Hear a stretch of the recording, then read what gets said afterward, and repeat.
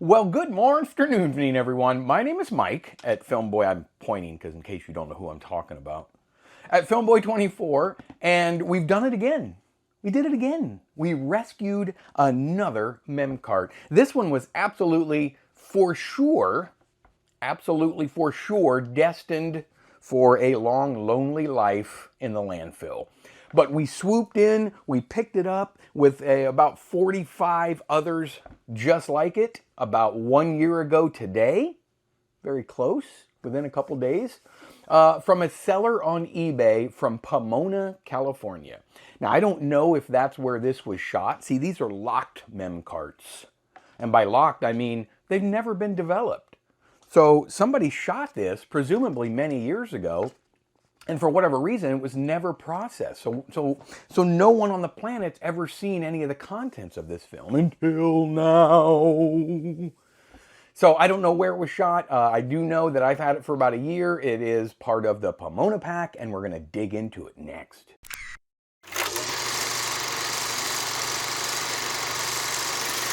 So before I get started, I want to remind everybody of just a couple of quick things. I do a live stream almost every Sunday at 2 p.m.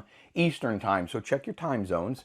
It's a lot of fun. We have 40, 50 people in there, and we just chat about all kinds of film related or analog or pretty much anything we want. I try to answer almost every comment, or as many as I can get to.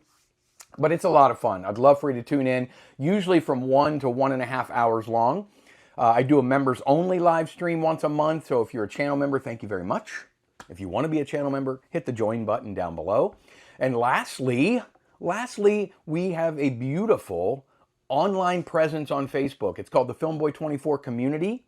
I'll leave a link to it right there in the description, or you can just search Filmboy24 Community on Facebook and join in.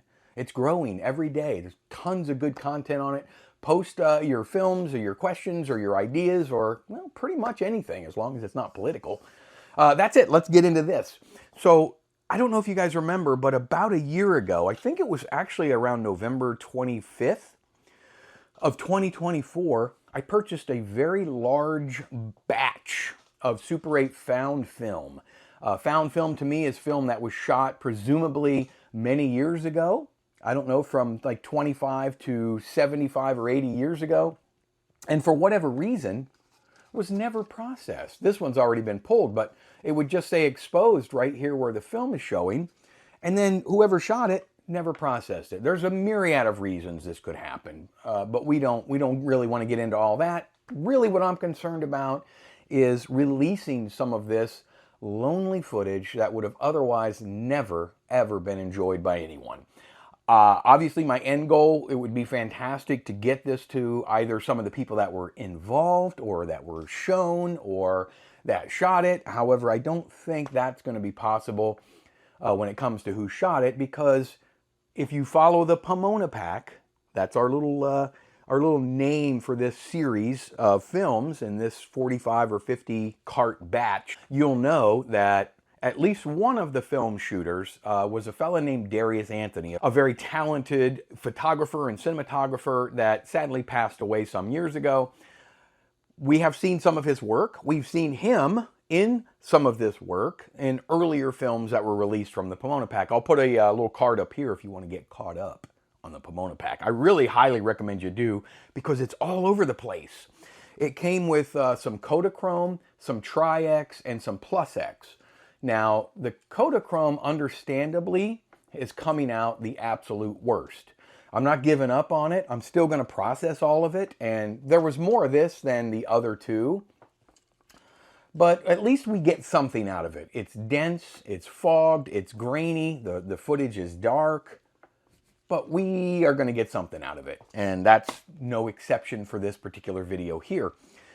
So what I do is I process this film myself right here in my home lab. I dry it, I scan it myself on my little 4K scanner over there, and then I present it to you. If you recognize anybody in any of these found films, leave a comment. Feel free to share the video. That would be great. Share this video to your member groups or some historical groups or something like that.